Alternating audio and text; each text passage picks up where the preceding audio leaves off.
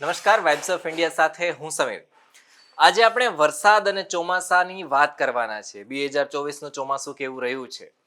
ગુજરાતની વાત કરીએ તો અત્યાર સુધીમાં 73.75% વરસાદ પડી ગયો છે. વર્ષ 2021ની વાત કરીએ ને તો 98% વરસાદ પડ્યો હતો. 2022ની વાત કરીએ તો 122% વરસાદ પડી ગયો હતો.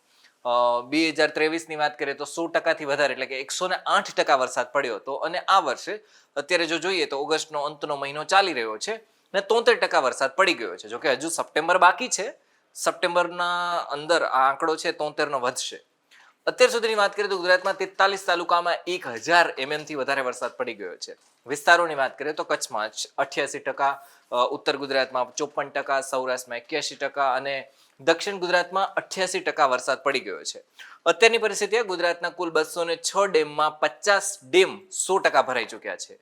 65 જેટલા ડેમ છે હાઈ એલર્ટ પર છે અને 18 જેટલા ડેમ છે અને અલર્ટ આપી દેવામાં આવી છે. એના સિવાય વાત કરીએ તો 87% જે ડેમ છે એ નર્મદાનો ભરેલો છે. વર્ષ 2024ની વાત કરીએ તો ચોમાસામાં ગુજરાત સરકારે 17,000થી વધુ લોકોને સુરક્ષિત જગ્યાએ ખસેડ્યા છે. નવસારીમાં 5,000, સુરતની વાત કરીએ તો 3,000, વડોદરામાં 2,000, પોરબંદર, જુનાગઢ, ભરૂચમાં બધામાં 1,000 લોકોનું સ્થળાંતર કરવામાં આવ્યું છે. ગુજરાતમાં અત્યાર સુધીમાં વરસાદના કારણે કોઈને ઈજા થઈ હોય એવા બધા બનાવો બન્યા નથી, પણ ફસાયેલા હોય એવા લોકોના બનાવો બન્યા છે. 1,500 જેટલા લોકોને ફસાયા હોય અને એમાંથી બચાવવામાં આવ્યા હોય એવા બનાવો બન્યા છે. ચોમાસું 2024ની આપણે વાત કરીએ તો મોટા ભાગે કોઈ જાનહાનિના બનાવ નથી સામે આવ્યા. એ બહુ સારી વાત છે. બસ ખાલી ગીર સોમનાથના છે ને ગઢડા તાલુકાના કાંધી ગામે વીજળી પડવાનો બનાવ બન્યો હતો ને એમાં એક વ્યક્તિનું મોત થઈ ગયું છે.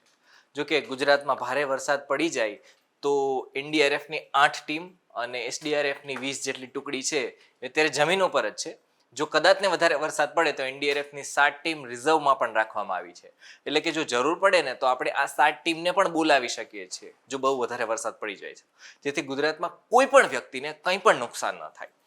ગુજરાત હવામાન વિભાગને વાત કરીએ તો આજની 21 તારીખે એમણે આગાહી કરી છે કે 24 ઓગસ્ટ સુધી માછીમાર ભાઈઓ દરિયો ખેડવા ન જાય પ્લીઝ, એવી રીતના આગાહી કરવામાં આવી છે.